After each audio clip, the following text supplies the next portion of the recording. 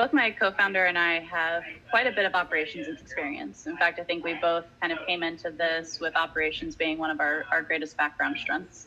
And that surprises a lot of people when we tell them that we chose to go, because they're very confused why two operations experts wouldn't just do operations themselves.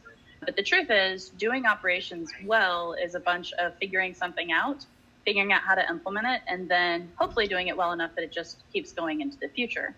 The thing is, when you're trying to build a small company with a very small team, that's a huge time loss. A lot of people do outsource their bookkeeping and their accounting, but they don't think about how that's going to then be tied into their tax records on Gusto, right? When you actually think about how you're going to bring all those things together, that's when you really have to consider operations as an important entity. And we really appreciate the model. We're partnered with our pro COO. They know our business, they know what our personal priorities are, and we're always able to get recommendations that are tailored to that.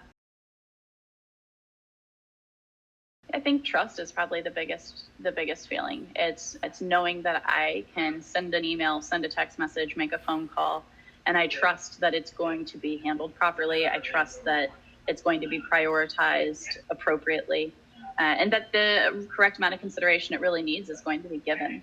That's the biggest risk of doing operations myself, is that it's going to compete with the other things I have to do as the CEO of this company. And that then creates this friction between what the company might need to grow and what the company needs to survive. Operations is kind of a black hole where you can lose as much time into it as you want. So I would say at a bare minimum, abstract ops saves us hours each week. But I would actually say even more than just time, it's mental bandwidth. So as a founder, there's very few opportunities to actually decrease your mental bandwidth and to be able to really focus in what's essential for your business, for your product.